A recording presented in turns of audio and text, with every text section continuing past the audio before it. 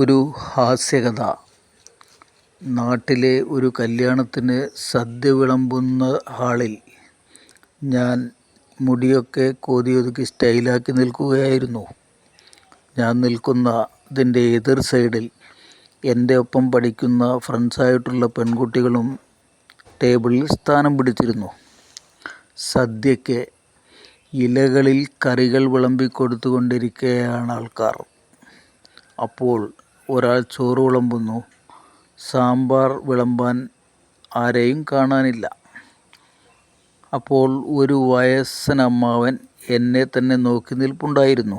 മൂപ്പര് എൻ്റെ അടുത്ത് വന്നെൻ്റെ സുഖവിവരങ്ങൾ തിരക്കി. എന്നിട്ട് പറഞ്ഞു, മോനെ, നീ അവിടെ ഇരിക്കുന്ന സാമ്പാർ ഒന്ന് എടുത്തു വിളമ്പിക്കൊടുത്തുകൂടെ? അതൊരു സഹായമാവില്ലേ എന്ന്.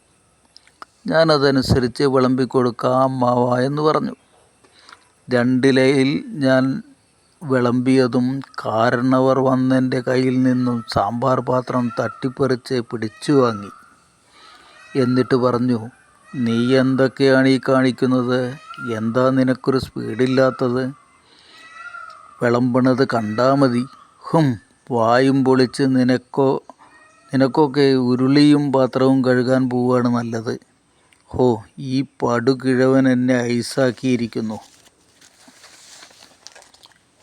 എനിക്ക് വിളമ്പാൻ സ്പീഡില്ലാത്തത് കൊണ്ടൊന്നുമല്ലട്ടോ. ആളെ വഷളാക്കുവാനായി അസൂയ മൂത്ത് ഒരുങ്ങി വന്നിരിക്കുകയാണ് ഈ പടുമരം. ഇങ്ങനെയൊരു വഷളാവൽ നാണക്കേട് ഇന്ന് വരെ ഉണ്ടായിട്ടില്ല. എന്താ അയാളുടെ മെയിനാവൽ, പാത്രം പിടിച്ചു വാങ്ങൽ? എൻ്റെ ഒപ്പം പഠിച്ചിരുന്ന ഫ്രണ്ട്സായിരുന്ന ആ പെൺകുട്ടികളും ചിരിച്ചില്ലേ? പിന്നെ ഞാനവിടെ ഊൺ കഴിക്കാൻ പോലും നിൽക്കാതെ തലയിൽ ഒരു ടവലും ഇട്ട് ആരെയും നോക്കാതെ പൊള്ളുന്ന വെയിലത്തുകൂടി സങ്കടത്തോടെ ഞാൻ നടന്നു വന്നു. ശുഭം.